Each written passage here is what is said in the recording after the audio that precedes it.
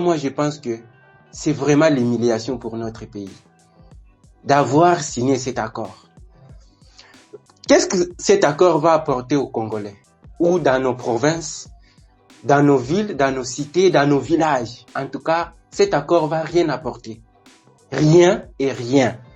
Le problème du Congo sera résolu aux Congolais. La souffrance du Congo, c'est les Congolais eux-mêmes qui doivent construire leur pays et non attendre un pays quelconque ou via un accord quelconque pour que le Congo puisse faire l'émergence. Nous sommes d'abord loin, un pays du tiers-monde. Lui-même, Trump, il ne sait pas là où le Congo se situe. Lui-même, Trump dit aux Américains, le Congo, c'est un milieu dangereux, il faut pas aller là-bas, il faut pas aller investir là-bas. Nous sommes dans ces catégories des pays dangereux, nous avons la couleur jaune. Donc, après rouge, c'est jaune. Donc, ça veut dire que les Américains ne vont pas venir au Congo pour faire des routes, des ponts, construire nos villages avec, par exemple, de l'eau potable. Non!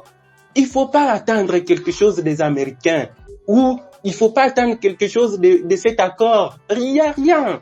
Les Américains sont là. Ils ont ciblé juste les minéraux de Rubaya. C'est là.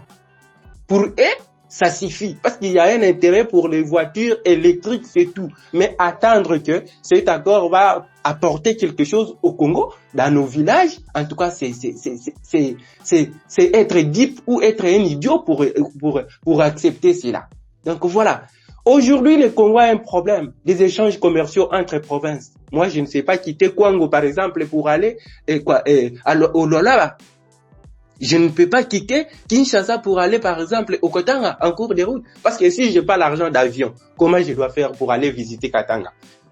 Si j'ai pas l'argent des bateaux, comment je dois faire pour aller visiter l'Équateur? Nous voyons que à l'interne, nous sommes d'abord bloqués. C'est difficile.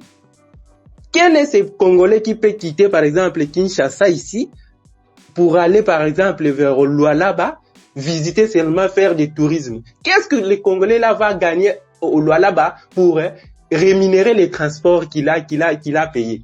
Vous voyez que c'est un problème sérieux où l'État congolais ne doit pas distraire le peuple congolais. L'État congolais doit assumer sa responsabilité de faire des routes, de construire des routes pour que les échanges commerciaux soient au-delà de notre pays. Mais attendre que l'accord qu'on vient de signer entre les Rwandais et les Congo va apporter quelque chose aux Congolais ou va apporter quelque chose dans nos villages, dans nos cités, en tout cas, c'est faux, c'est archi faux. C'est un accord d'échec pour le Congo. Pourquoi aller négocier en état faible? En tout cas, si on veut la paix, nous devons préparer la guerre. Il faut s'organiser à l'interne, préparer les jeunes, préparer l'armée pour affronter ce qui est devant nous. C'est les Rwandais qui nous agressent. Oui, on connaît cela. On ne peut pas aller accord par accord. Accord d'échec, accord de tristesse, accord d'humiliation, accord de honte. En tout cas, un pays sérieux ne peut pas sous-traiter sa sécurité à un autre État. Jamais. Ça ne se fait pas. Corée du Sud, par exemple, ou Corée du Nord, attend que les Chinois viennent faire quelque chose. En tout cas, c'est inconcevable. C'est vraiment, nous sommes à quel niveau, hein? Chanter la victoire avant la guerre via un accord. En tout cas, c'est tristesse. C'est vraiment triste pour notre pays, pour notre nation, pour notre peuple. En tout cas, je ne sais pas.